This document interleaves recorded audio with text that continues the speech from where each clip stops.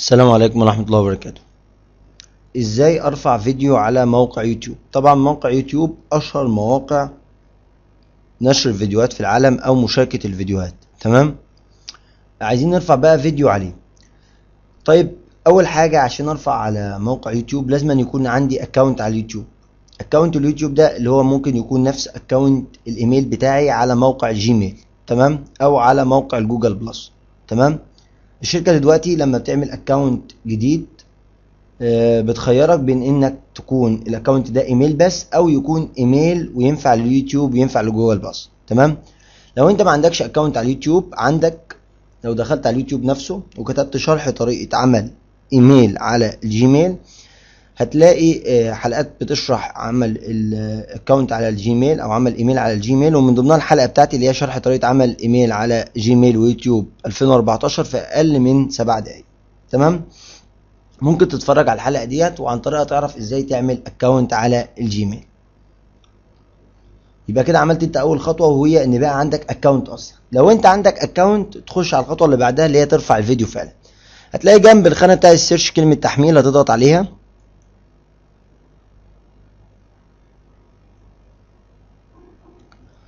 طبعا هيقول لك دخل لي الايميل والباسورد بتاعك. هو بما انه عارفني فكتب الايميل بتاعي، عارفني من دخولي على الجهاز بتاعي يعني. لو مش موجود عندك الايميل كده زي ما موجود عندي، هتلاقي خانة تانية فوق تحط فيها الايميل زي ما انا كاتبه كده، وتحت تحط فيها كلمة المرور اللي هي الباسورد.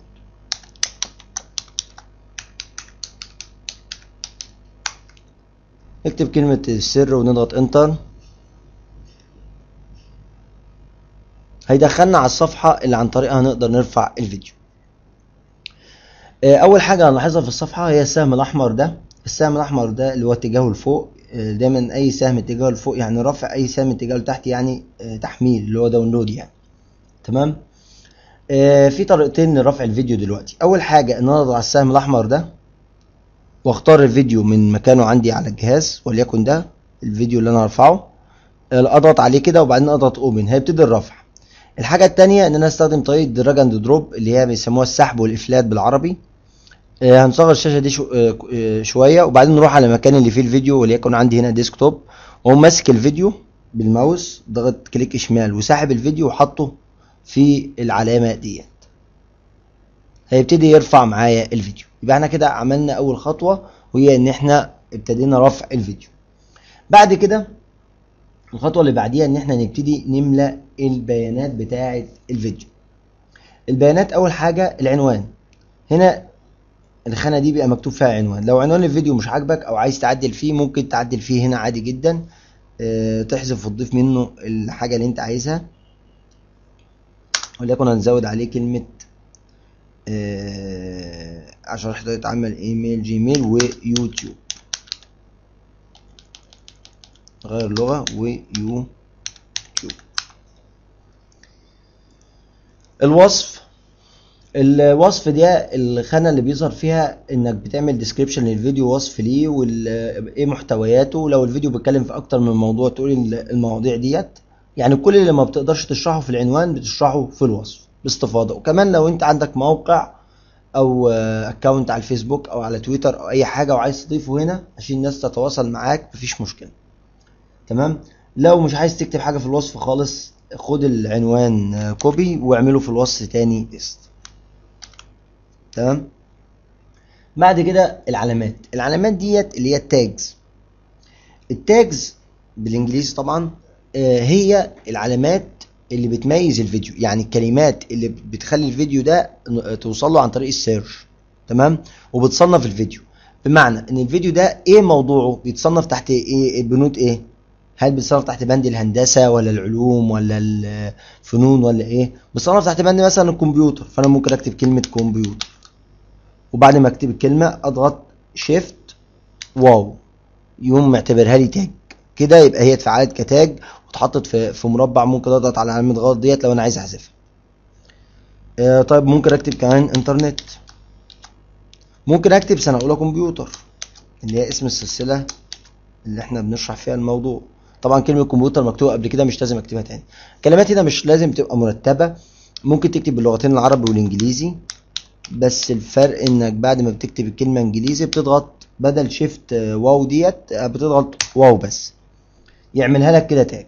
يبقى دي الكلمات اللي بتميز الفيديو علشان يتعرف كويس في السيرش بتاع اليوتيوب وفي السيرش بتاع جوجل وفي كل انواع السيرش. تمام. في حتة نسيت اقولها واحنا بنرفع الفيديو. لو رحنا لفيديو تاني هنا،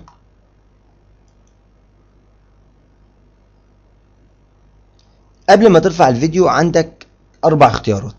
الاختيار الاولاني انك تخلي الفيديو عام، هنا من الخصوصية بتضغط على كلمة عام.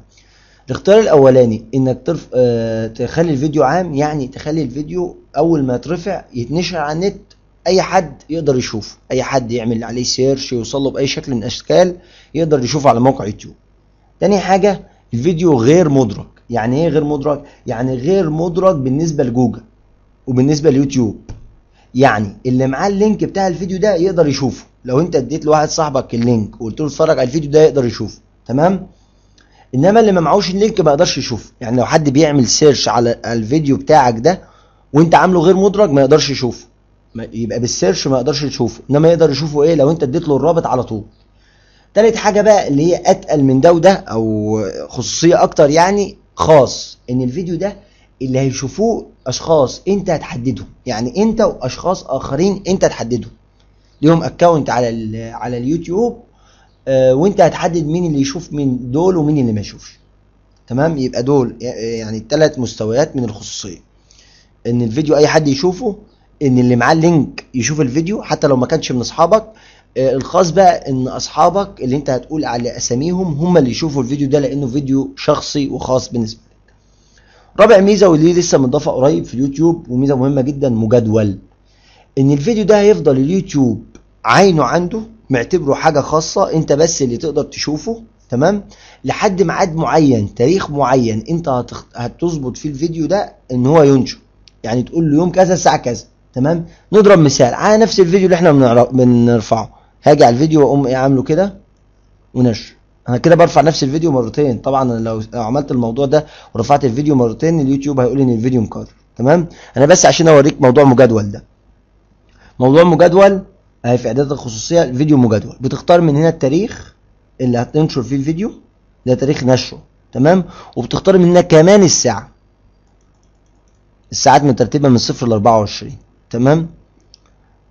تبقى انت كده تقدر تنشر الفيديو في الميعاد اللي انت عايزه، يعني الفيديو من غير ما تكون قاعد على النت يوم 27/1/2014 تلاقي الفيديو اتنشر لوحده. تمام.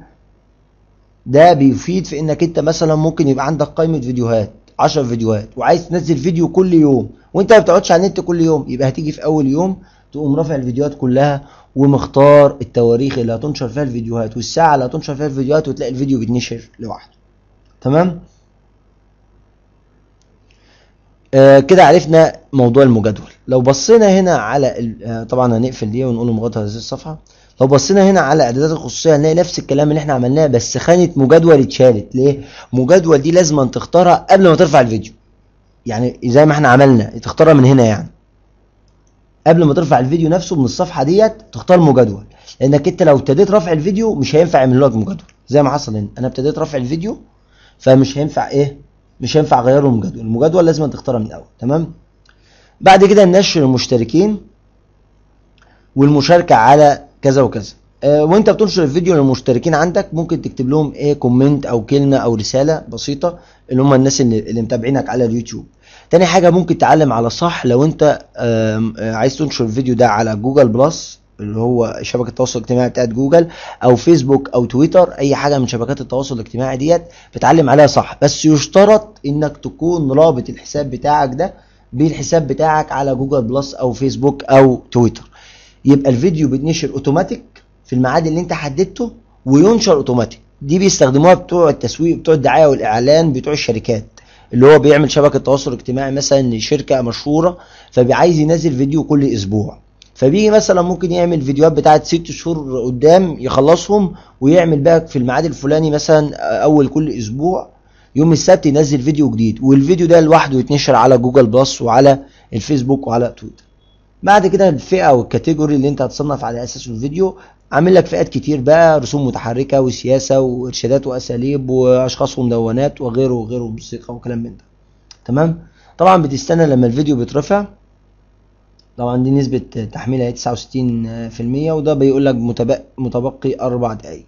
لو عايز ارفع فيديوهات زيادة بعد ما رفعت الفيديو ده، وانا برفعه كده عايز ارفع فيديوهات زيادة، ممكن اضغط على ايه، اضافة المزيد من الفيديوهات هنا، وهي ايه هيديني ايه يفتح لي خانة اقدر ارفع بيها الفيديوهات.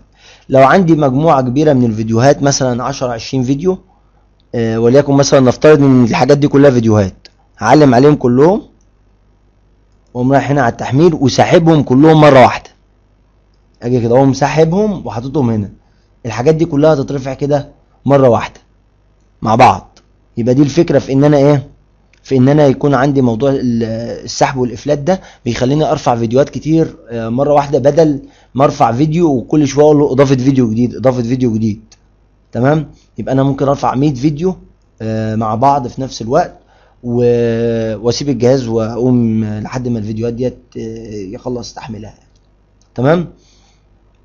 الاعدادات بقى بتاعت الفيديو بعد كده اعدادات مش مهمه قوي، غير بالناس اللي بيهمها انها تحقق ربح من اليوتيوب. ده اعدادات تحقيق الدخل، ان انت بتبقى رابط الاكونت بتاعك على اليوتيوب بحاجه اسمها جوجل ادسنس، وبتعمل استثمار للفيديو، بس ده بيشترط ان الفيديو ده يكون فيديو خاص بيك او فيديو انت بتملكه.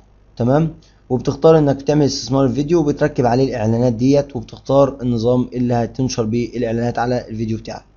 بعد كده الاعدادات المتقدمه، تختار بقى التعليقات بتاعت الفيديو، يتنشر اي تعليقات ولا التعليقات اللي انت موافق عليها بس. يعني كل دي اي تعليق هيتنشر، الموافق عليه هيرجعوا لك في اليوتيوب يقول لك انت عايز التعليق الفلاني يتنشر ولا لا. عشان لو حد نشر شتيمه او كتب كلمه مش كويسه، انت ممكن ايه ترفض ان هي تنشر على الاكونت بتاعك. تمام. ده بالنسبه لتقييمات الفيديو. هنا لو الفيديو بيتقيم اللي هو بيتعمله لايكات وكده، ممكن تضغط ان هو الفيديو ده يبقى متاح التقييمات بالنسبه للناس تتفرج او لا. بالنسبه للملكيه الفكريه بتاعه الفيديو، انت بتقول بقى الفيديو ده رخصته ايه، رخصه قياسيه او في رخصه تانية اللي هي رخصه الابداع. تمام. يعني من ناحيه الفيديو ده انت بتملكه باي شكل من الاشكال. طبعا عشان تكسب من فيديو على اليوتيوب لازم أن تكون لك حقوق الملكيه الفكريه بتاعته، ولازم أن تكون بتملك كل اللي موجود جوه الفيديو من صور وفيديوهات واغاني وموسيقى وكل حاجه. تمام. طبعا انا مختار قبل كده المشاركه، ان الفيديو هينشر في كل مكان، ده في الخانه بتاعه تحقيق الدخل موجوده كل مكان. تمام. بالنسبه بقى للتسميات التوضيحيه، دي حاجه متعلقه بامريكا اكتر من اي حد. يعني انه في القانون الامريكي جايب لك 6 مستويات للتسميات التوضيحيه والحاجات ديت، الفيديو اللي موجود فيه وكده. طبعا احنا ما نحددش منها حاجه بالنسبه لنا عشان يعني قصة بره القصة بتاعتنا. يعني احنا بنتكلم على نشر فيديو عادي، ما بنتكلمش على نشر فيديو بتاع منظمة او بتاع هيئة او بتاع قناة فضائية كده. خيارات التوزيع، انك تسمع الفيديو بانه يكون متضمن جوه اي حاجة، يعني واحد ياخد اللينك بتاع الفيديو ويحطه جوه الموقع بتاعه ويحطه جوه الاكونت بتاعه وهكذا. في بعد كده اعلام المشتركين، الناس اللي عاملين سبسكرايب للاكونت بتاعك لما بتضغط هنا صح بتبلغهم من الفيديو ده اتنشر. تمام. احيانا بيبقى فيه فيديوهات فيها مقاطع يعني ما ينفعش صغار السن يشوفوها او كده، فانت بتعمل بقى تمكين التقييد بحسب العمر، اللي هو ايه يشرط سن معين على الفيديو ده، يعني العمر القانوني لمشاهدة الفيديو. تمام. يعني لو واحد مثلا سنه 14 سنة دخل يشوف فيديو، هيقول له لا مثلا لما تكمل 18 او لما تكمل 21 فيديو لو تكمل 21 سنة تقدر تشوف الفيديو. ولو مش داخل باكونت، طبعا هو بيعرف سنه من الاكونت بتاعه، لو مش داخل باكونت وتتفرج على اليوتيوب عادي مش هيرضى يعيد الفيديو. تمام. دي بقى بيانات زياده عن الفيديو، ان الفيديو ده انت سجلته فين، بتختار المكان. الفيديو ده انت سجلته امتى، بتختار التاريخ. تمام. لو الفيديو ده ثلاثي الابعاد بتختار طريقه عرضه، اذا كان هو ثلاثي الابعاد هتعطل ميزه ثلاثي الابعاد، ولا لو الفيديو مش ثلاثي الابعاد اصلا هتخليه ثلاثي الابعاد، ولا هو فعلا ثلاثي الابعاد. دول المستويات بتاعت الفيديو. ماشي. لو انت عايز احصائيات الفيديو تبان للناس، اللي هي مين اللي شاف الفيديو من بلاد ايه وعددهم كام وكام في المية رجالة وكام في المية بنات، كل الحاجات دي لو انت عايز تظهرها بتضغط على اظهار احصائيات الفيديو عشان الناس تتابع معاك احصائيات الفيديو ده وتعرف ايه بيانات اكتر عنه. كده احنا عرفنا الاعدادات الاساسية بتاعت الفيديو. اللي هم قلنا الحاجات ديت في الاساس، وقلنا الخانتين الاخرى دول ايه مش اساسيين قوي، بس قلناهم زياده في المعرفه. تمام. بعد كده فاضل في حاجه اخيره. لو انا الفيديو بالنسبه لي عاوز ارفع له صوره مميزه تميز الفيديو، بحيث لما يعني اشوفه على في السيرش اعرفه، او لما حد يشوفه يعرفه يعني. دلوقتي في عندك حلين. الحل الاولاني انك تختار صوره من الثلاث صور دول تكون هي الصوره المميزه للفيديو، يعني لما تعمل سيرش تلاقي دي صوره الفيديو الفعليه، او تختار صوره تانية اللي هي صوره مخصصه دي. من هنا ممكن تختار مثلا جيميل وتضغط اوبن، هتبقى الصوره ديت اللي احنا رفعناها ديت هي صوره الفيديو. يعني لو انا عملت سيرش حان على الفيديو هلاقي الصوره بتاعت الجيميل اللي انا برفعها دلوقتي هي بقت صوره الفيديو. ولو انا ضغطت هنا هتبقى ديت الصوره بتاعت الفيديو اللي هتظهر للناس لما يتفرجوا عليه. وبكده نكون عرفنا ازاي نرفع اهي دي صوره جيميل. بعد ما اخلص كل خطوه بعمل حفظ التغييرات. دي كده لو حد عمل سيرش هيلاقي الصوره بتاعت الفيديو هي الصوره ديت زي ما كان موجود عندنا لما شفنا في اول الحلقه. كده نكون عرفنا ازاي نرفع فيديو على اليوتيوب، وعرفنا الاعدادات الاساسيه لرفع الفيديو. بكده نكون انتهينا من الموضوع ده. شكرا جزيلا على حسن الاستماع والمتابعه. تابعونا على صفحه الفيسبوك بتاعتنا facebook.com/firstyearcomputer، ورقم الموبايل 0127 52 2 72 96. شكرا جزيلا والسلام عليكم ورحمه الله وبركاته.